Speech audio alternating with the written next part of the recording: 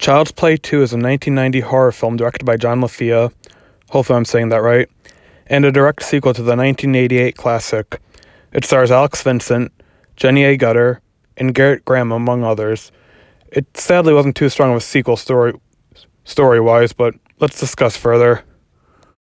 The premise of this film centers on Andy Barkley, who is currently being raised in foster care due to the traumatic events of the first film, and due to his mother sadly being taken in for psychological care due to backing up her son's killer doll story. Right now, he's being in the process of being taken in by a couple named Mr. and Mrs. Simpson, who are a bit hesitant to do so due to his killer doll story, quote unquote. Obviously, they don't believe it, and just feeling like they are not the best people to take care of him. But ultimately, they do take him in, and there Andy meets his stepsister, Kyle, played by Christine Elise. The two hit it off, but obviously, this being Child's Play 2, Chucky eventually returns and plans to continue his plan to transfer his soul into Andy. Yeah, like I said, story-wise, this is pretty weak since it basically rehashes the same plotline from the first one. Sure, it gives an update on what is happening with Andy and his mother, but other than that, this really doesn't give us anything new, aside from slightly more graphic kills. Hell, as a nostalgia critic pointed out, there's several opportunities where Chucky had to transfer his soul into Andy, but just chose to do other inexplicable shit while, like messing with his homework. Seriously, like, how is that supposed to help with his plan? I mean, there were moments where Chucky would try the spell, but he would be interrupted, but as a nostalgia critic pointed out, he could just kill them and go on with this plan, go on with the spell.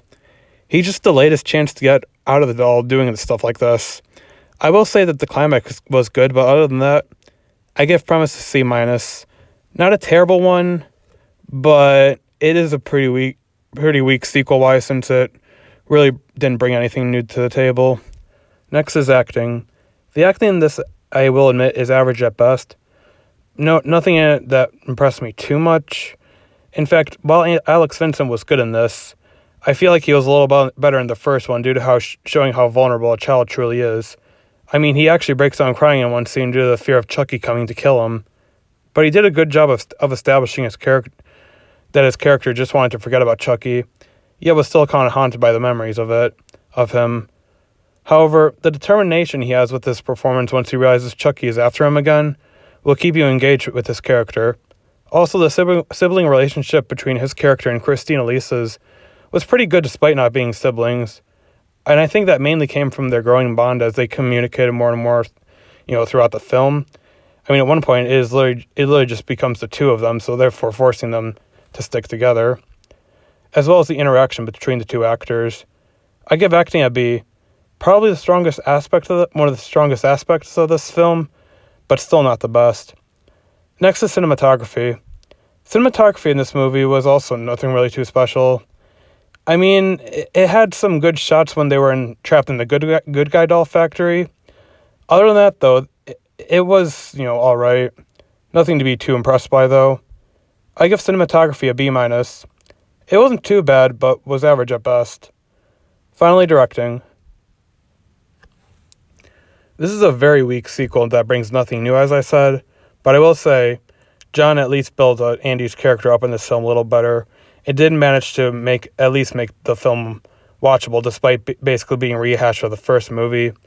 He also made Chucky somewhat more of a threat due to getting a little more crafty with his kills. I give directing a B.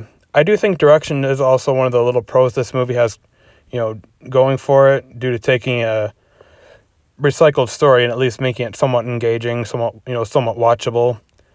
Overall, Child's Play 2 is nothing too special.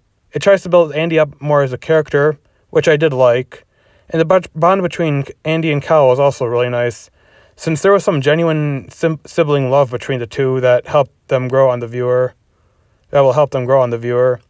And although Chucky is careless in this film, when it comes to procrastination, he still is at least somewhat more vicious.